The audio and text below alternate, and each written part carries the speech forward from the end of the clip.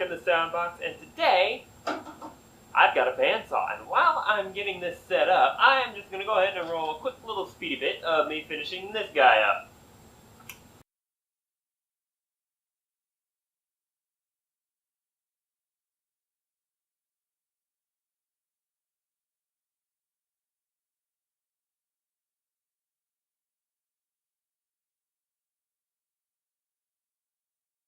Okay, we got the legs on, and here is the result of that speedy bit.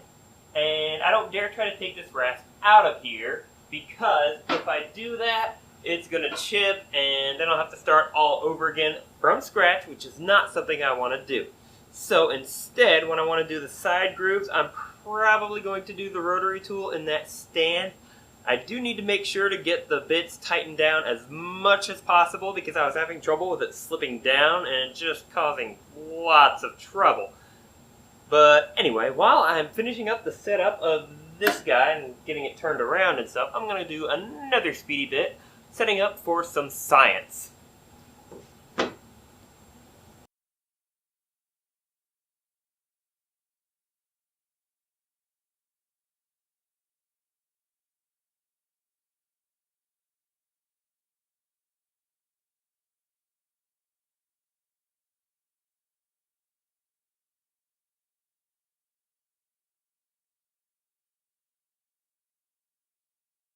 Alrighty, the bandsaw is all set up. All the bits are attached, although they don't necessarily need to be. And now I would like to say that I'm going to test it out. But I think first I'm going to talk about that little bit of science that I was going to be doing and already have done. So let me take you someplace more comfortable so I can talk about it. Welcome to the Trippy Room, the place where I will probably be trying to play some of the instruments that I build in the future. And as for the science, what I wanted to find out was what sort of an effect the shape of the tines has on the notes and the sounds that come out.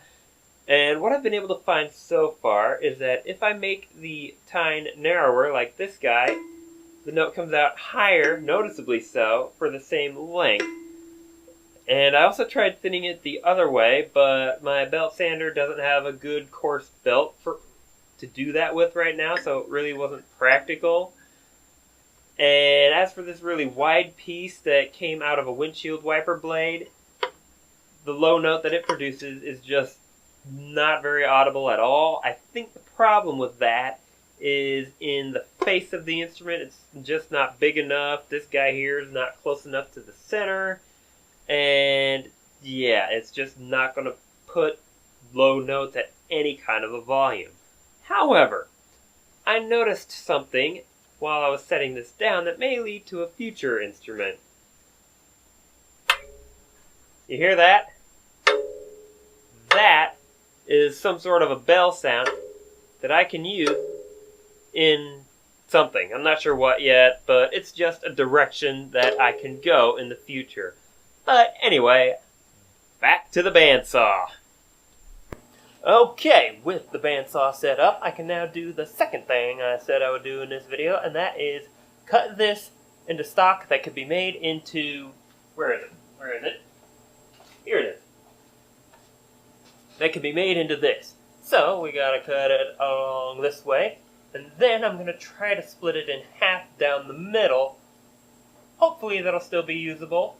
But if not, I'm going to err on the side of having at least one side usable instead of neither side usable. So let's get to cutting.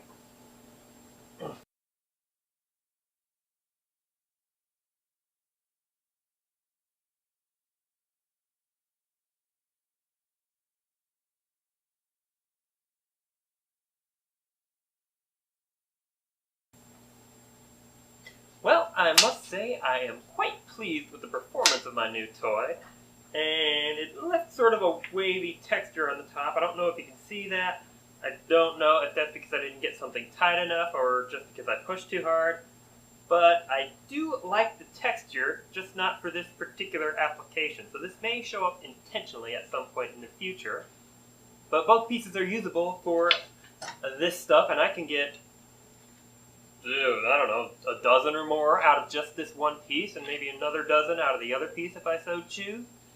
And there is a little bit of scrappage. I might just turn it into beads for a necklace or something, but whoa, look at those scorch marks. Look at that. I don't know. No, that's not scorch marks, it's smudging. Maybe oil or something? I don't know. Point is, I like the tool, and that's going to do it for this video. And until next time, I got a little bit of cleaning up to do.